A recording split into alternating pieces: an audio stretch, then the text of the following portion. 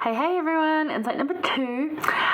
So we're looking at this one about fast offering. The first one's about fasting, so if you missed that one, go back and have a look.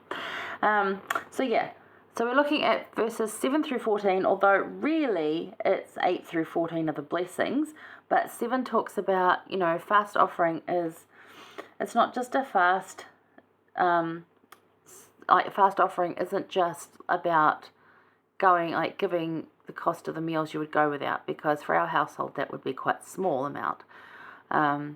It's like, what are you giving the fast offering for? Who is that going to help? Is it going to help you? Is it going to help someone else? And the answer is it's going to help both of you. So it's just, having a look at what fast offering is. A lot of people often forget it. It never really occurred to me actually as a young adult, because I was just focused on I've got to pay tithing, got to get into that habit. And fast offering just sort of wasn't a big deal. And then one year at tithing settlement, our bishop said to us, have you considered fast offering? I'm like, no, I haven't actually. He's like, well, you're a good tithe payer. Why don't you try fast offering? I was like, oh yeah, we could do that. And the blessings that come from fast offering are actually really amazing, and we're going to talk about those. But again, we don't do it for the blessings. The blessings just happen to be there. I do it. I pay fast offering because I want to help others, because I love being able to do that. And that, to me, is its own reward. Even if I don't know who it's helping or how it's helping them, I just know that it's helping someone. And that is my reward to me. However, the Lord's like, that's awesome, Lorraine, but let me give you more reward. And I'm like, okay, sure. Right? Okay, so let's have a look. So in 7, he talks about it's not enough to just deal thy bread to the hungry. Like and just give that. There's more to it. There's a deeper thing that can happen here. There's a deeper recentering and renewal with Christ, because we're going to be living like him. So it's just deeper. So some of the things, now my suggestion for this is, these are the associated blessings with fast offering. Some of these are described, and I'll bring up a couple. Go through, underline them. You can see I've done here in blue. There you go. A lot of them there. But yeah, underline them. And literally you're not going to have exactly what Isaiah is saying. So, because, I'm not a garden that needs watering. I'm a human being. But what does that mean to you? What does it look like in your life, what he's saying here? Because what his description is beautiful, but it might not make a lot of sense to us now. So what does that look like for you in your life now? So I'll give you a couple examples, but let's look at some of the blessings. So, thy light shall break forth as morning, thy house shall bring forth speedily, righteousness shall go before thee, the glory of the Lord shall be thy reward. And when thou shalt call, the Lord shall answer. And if you'll cry, he'll say, here am I. And then he gives you a couple of these if-then statements, which I love, because it's like, if you can do this bit further, then this is also what you get.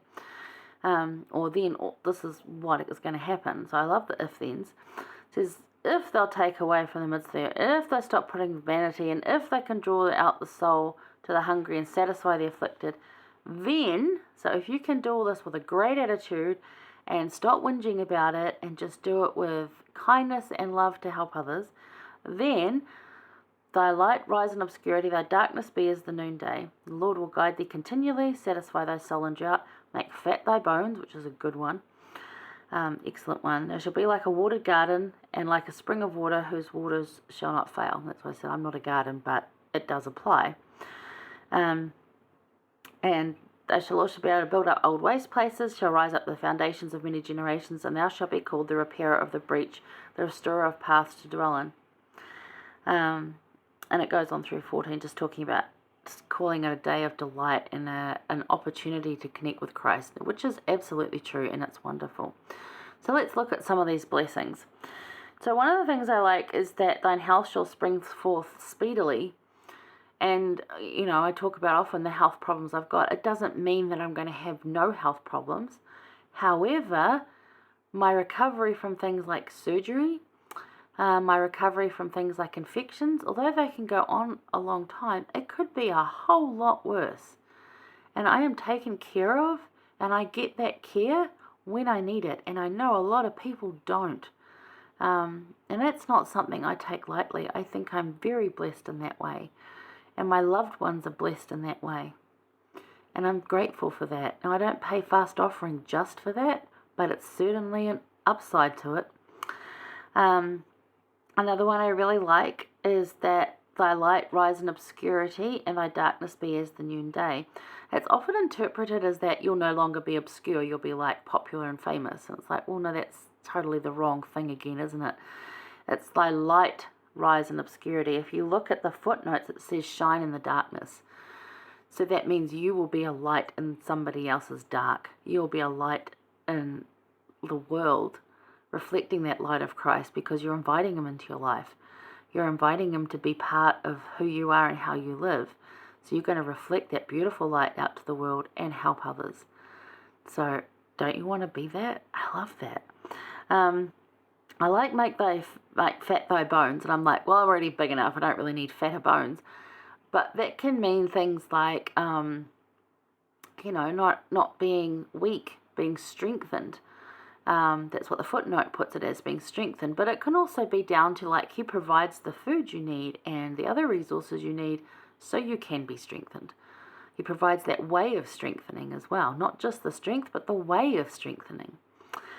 And the other one I really quite like is that shall raise up foundations of many generations, and thou shalt be called the repairer of the breach. And I claim that one because I have still pulling two families together, two different sides. My parents split up when I was younger, and didn't grow up with my dad and my dad's family. So, it's like there's a whole group of us that cling to each other, but it's important that I'm one of those people that continue to reach out and bring those people into my life.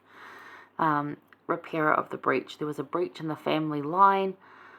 Let me be the repairer and reach out to those people of my extended family and create family feel to it, and that when they're in my home they can feel that they're my family. And my other side of my family has constantly got breaches, and there's a lot of families with breaches, but I want to build something in my life that can be a strong foundation for whoever comes after that, whether it's my nieces, nephews, cousins, second cousins, fourth cousins, whoever. They can be, oh, this is family, this is where we come from, this is who we are. So we can do that, and I think a lot of us out there would love to be that for our family. So that's one of those promises, so I love that. So anyway, fast offering is of course your contribution to those who lack. It's an easy way to share and help others, but there is a deeper cause. There's a deeper purpose. And the process of going without, you make space in your life to recenter on Christ, same as fasting, but to break routine and show devotion by your willingness to sacrifice a small thing. These blessings are beautiful. How do these blessings show up in your life? So I've given you examples of how they show up in my life. How do they show up in your life? If you want to leave a comment, it's great. If you don't, sure, just have a think about it.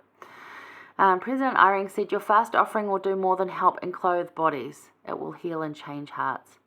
Just other people's hearts? No, both of our hearts. If you're paying fast offering, it's going to help heal and change your heart as well. I promise you that. All right, so think about a fast offering and think about what that is to you. And if you're paying it, great. And how does the Lord show up in those blessings? And if you haven't tried it, give it a try. Test it out. See what it feels like. All right. See you for insight number 3.